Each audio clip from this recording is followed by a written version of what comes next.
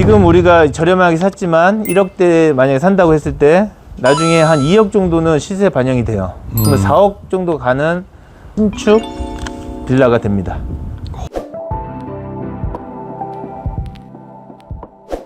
안녕하세요. 예, 안녕하십니까. 네. 오늘 물건 2024 타경 50626입니다. 자, 여기 어디냐면 강동구 천호동이거든요. 천호동인데 건물은 이 건물이 아니라 이 건물 옆에 예단 파크뷰. 혀가 꼬이는데 살짝. 예단 파크뷰. 여기의 장점이 굉장히 커서 왔어요. 장점과 단점이 둘 다 커.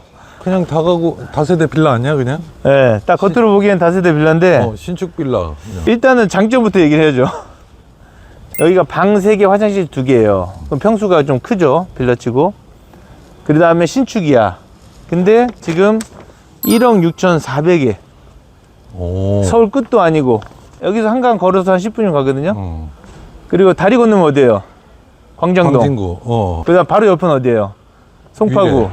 그러니까 송파구하고 광장도 다 비싼 동네잖아요. 그 바로 옆에 이제 강동구인데 여기가 지금 방 3개, 화장실 2개 신축 빌라가 1억 6천대면 엄청 싼 거예요. 오, 왜 그래? 네. 뭔가 문제 있는 거 아니야? 반값에 사는 거예요, 반값에. 그러니까 문제가 있는데 좀 이따 얘기할게요. 그 다음에 좋은 게 뭐냐면 다주택자 있죠. 다주택자는 집을 못 사는 이유가 취등록세가 무서워서 못 사요. 그렇지. 12.4%예요. 근데 여기는 다주택자도 1%만 내면 돼요, 취등록세. 오. 그러니까 공시지가 1억 이하예요. 예. 그러니까 다주택자도 가볍게 투자할 수 있는 물건이고, 단점이 뭐냐면 위반 건축물이 그냥 보통 건물에 위반 건축물 한두 평 있는 게 대부분인데 여기는 위반 건축물이 한 10평 정도 돼요. 엄청 크게 위반을 했어. 대형 위반. 근데 그게 왜 단점이야? 그러니까 이행강제금이 나온다라고 하면은 10평 정도면 한 400만 원 정도 나올 거예요. 그러니까 이런 발코니나 이런 테라스를 건물로 사용한 거죠. 아무튼 그게 이제 단점이고, 그리고 대학력 있는 임차인이 3억 2천에 있어요. 대학력 있는 임차인이. 근데 당연히 그거는 이제 포기를 했으니까 왔겠죠. 허그에서 대학력 있는 임차인은 3억 2천이니까 계속 유찰되고 누가 낙찰 안 받으니까 그걸 포기했어요. 이제는 최저가에서 낙찰돼도 그냥 그 돈만 내고 다른 건 더 이상 물어줄 필요는 없다. 아무튼 큰 장점들 여러 개에 큰 단점들 또 몇 가지 있어요. 근데 한번 보고 나서 그럼 어떻게 할지 설명해 드릴게요. 주차장은 여기 장애인 주차까지 해서 1, 2, 3, 4, 여기 경차도 있네. 4, 5, 6, 7, 8, 9, 10, 11, 12, 12개.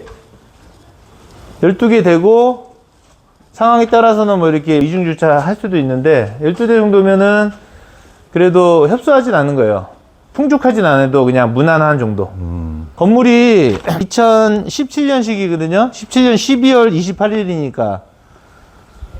그래도 한 7, 8년 된 거예요. 이 정도면은 그래도 거의 신축급에 속한다. 지금 임차권 등기를 했네요. 603호. 여기. 임차권 등기를 하고 지금 이사를 간 걸로 추정이 됩니다, 지금. 보증금이 3억 2천이에요. 그러니까 그만큼 컨디션이 좋으니까 3억 2천을 받았겠죠. 603호. 지금은 임차권 등기하고 아마 이사 갔을 것 같아요. 한번 올라가서 한번 보고 얘기하시죠. 자, 여기 들어왔습니다. 자, 우리가 해당 호수가 603호예요. 만약에 여기 관리비가 뭐 밀렸다거나 여기에 뭐 누수가 된다거나 여기에 여러 가지 상황을 알고 싶다. 그럼 여기 또 관리 업무를 또 맡고 있는 데가 있으니까 여기다 또 연락하면 여러 가지 특이사항 또 얘기해 줄 거예요. 한번 올라가서 한번 보고 얘기하시죠. 네.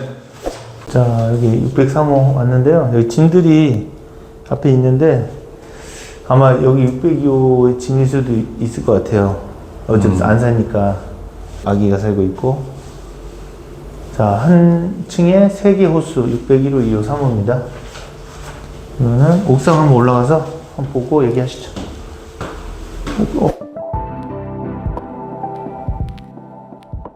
6층이라 네. 뭔가 조용한 느낌이야. 조용하고 아무래도 좀 뻥 뚫려 있는 분위기죠. 빌라들은 원래는 다 다닥다닥 붙어가지고 막혀 있잖아요. 그러니까 6층이라 앞에 그래도 좀 뚫려 있다. 그리고 한 층만 올라오면 이런 옥상이니까 또 옥상에서 또 이렇게 바람 쐬러 올 때 또 편합니다. 자, 여기 이제 장점을 확실히 알려드릴게요. 자, 일반 매물을 제가 알아봤는데 일반 매물이 최소 제일 저렴한 게 3억 8천이에요. 방 3개, 화장실 2개. 신축급으로. 그리고 4억대, 5억대 이렇게 나와 있어요. 일반 매물은. 그럼 거기에 대하면 지금 반값도 안 되죠. 그렇지. 1억 6,400이니까. 자, 이거를 제가 이제 월세 시세를 알아봤거든요. 월세를 한 7천에 150 정도로 받을 수가 있어요. 7천에 150. 그러면은 내가 만약에 1억 6천 정도의 최저가에서 살짝 올려서 낙찰 받았다. 그러면은 내 돈 얼마 들어가요? 보증금 7천 받으니까. 1억 7천 낙찰 받아서 보증금 7천 받았어요. 1억 들어가죠. 그러면 1억에 월세를 내가 150만 원씩 매달 받을 수 있어요. 1억 투자해서 150이면 어때요? 수익률. 좋지. 괜찮죠? 그리고 이제 이거는 월세 줬을 때고, 예를 들어서 내가 만약에 월세를 거꾸로 월세를 내가 산다. 그럼 150 줘야 돼요. 그렇지. 그럼 매달 150 줄래요? 아니면 그냥 1억대 아니면 대출 받아서 사면 대출 이자는 솔직히 얼마 안 되잖아요. 그에 비해서.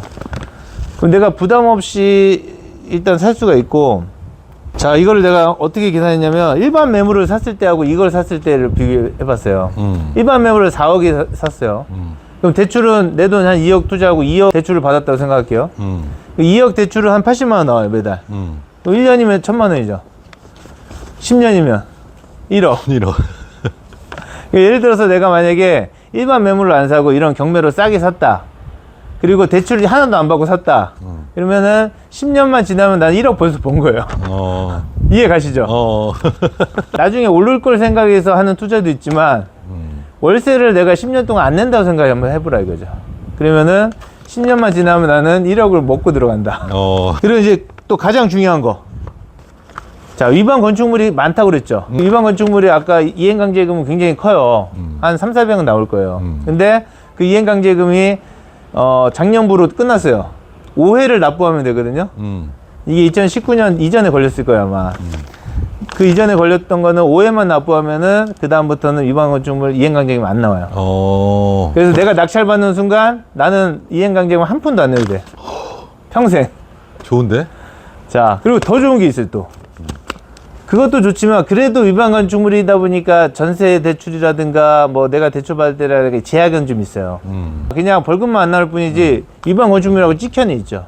이행강제금만 안 나올 뿐이고. 이행강제금만 안 나올 뿐이지. 근데 제일 중요한 거는 위반 건축물을 이제 양성화해 주겠다라는 국회에서 지금 논의를 하고 있는데 될 가능성이 제가 봤을 때는 한 8, 90%. 왜냐면 지금 이 위반 건축물 때문에 굉장히 그 힘들어 하시는 분들이 많아요. 여기는 5회 납부해서 끝났지만 평생 이행강제금이 나오는 데가 많단 말이에요. 그런 데들은 굉장히 힘들겠죠. 그래, 맞아. 그리고 대부분 위반 건축물을 한 데는 대부분 서민이잖아. 그렇죠. 또 하나 가치가 있는 게 있어요. 이때가 지금 모아타운을 추진하고 있어요. 그럼 모아타운을 추진한다는 건 여기가 완전 한강뷰 끝은 아니지만 내가 조합원이 됐을 때 한강도 보일 수도 있고, 그리고 지금 옆에 새 아파트 있죠. 이 새 아파트가 지금 단지 수가 이편화세상 같은 경우는 535세대뿐이 안 되는데도 지금 입주권 17억, 18억이에요. 분양권이 내년 1월에 입주하는데, 그러면은 만약에 대단지가 되고 나중에 더 신축이 됐을 때는 지금 15억대 후반이니까 20억은 간다는 거예요. 단점이 굉장히 많지만 그 단점은 지금 얘기 들어보니까 어때요? 오, 장점인데? 단점이 거의 없어지고 오히려 그런 것 때문에 싸게 낙찰되니까. 위반 건축물이라고 보통 다 패스를 많이 하시거든요. 패스하지 마시고 이거는 전혀 리스크 없는 위반 건축물이에요. 그리고 앞으로 위반 건축물도 지금 없어질 확률이 크기 때문에 이런 것들은 눈여겨보시고 기회네. 기회다. 그래서 이쪽 생활권이신 분들은 뭐 실거주도 괜찮을 것 같아요. 자, 오늘 그렇게 정리하겠습니다. 네. 예, 고생했습니다. 오늘 되게 좋은 정보 많이 준 것 같아. 예. 감사합니다.